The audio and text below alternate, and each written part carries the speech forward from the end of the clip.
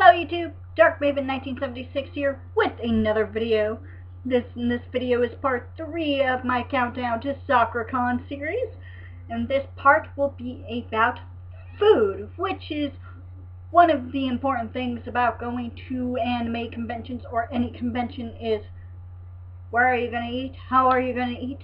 Food is important because it keeps you alive and keeps your energy up for a day of convention going. So let's get started, shall we?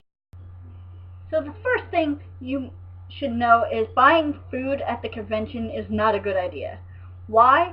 It's because the convention food, or the food that they sell at the convention, is always very expensive, and the lines are always exceedingly long. Plus the food doesn't really taste that good because it's like been processed or made really quickly or whatever. It's just not that good. So do not buy the food at the convention because it's not that good and it might make you sick. I think I had a tummy ache after I ate at the convention that one time. Yeah. Anyway, so do not buy convention food. Yeah. Going out to eat is also expensive, especially if it's a long convention through 3 or 4 days.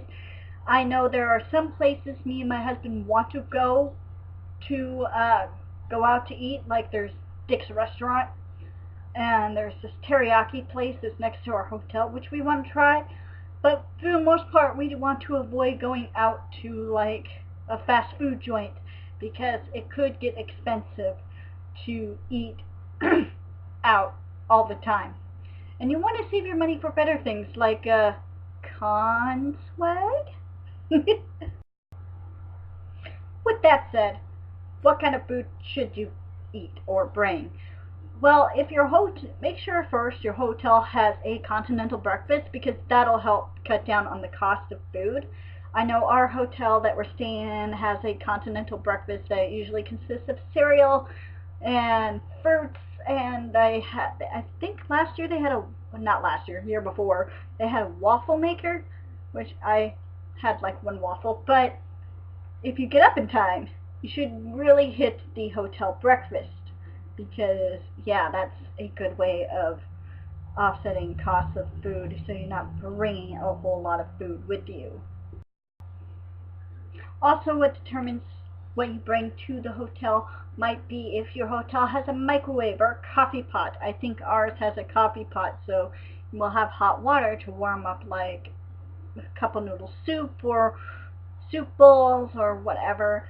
You can also cook ramen in there, I heard. I'm not too sure about that nor would I want to try it, but you can use what you have in the hotel room to also minimize the cost of food and going out. Also, a thing you should consider is diet needs. My husband is a diabetic, so we have to be careful of the foods we actually bring to make sure that the carb count's not too high, because for diabetics, carbs are a killer. It pumps up the blood sugar or lowers blood sugar depending on what kind of carbs you get. They're only allowed a certain amount of carbs during the day. I know my husband is. That's how he lost a lot of weight, is through his counting of carbs. He's not on any one diet, you know, like the Atkins, whatever the hell you want to call it.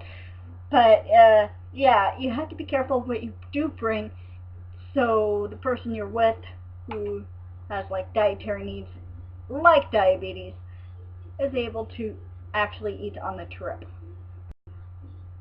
Also, while in the con, you should actually bring stuff you can eat while at the con, like energy bars or something that you can snack on right away. Nothing with too high of a sugar count, because then not only will whoever's with you that has dietary needs, blood sugar is going to spike, but your blood sugar is going to go down too, or up, or you just need food that you can easily put in your backpack. Like we usually put like some sugar-free energy bars or something along that lines, even though the bars don't taste well, but something to snack on easily before you can take a break and go to meals.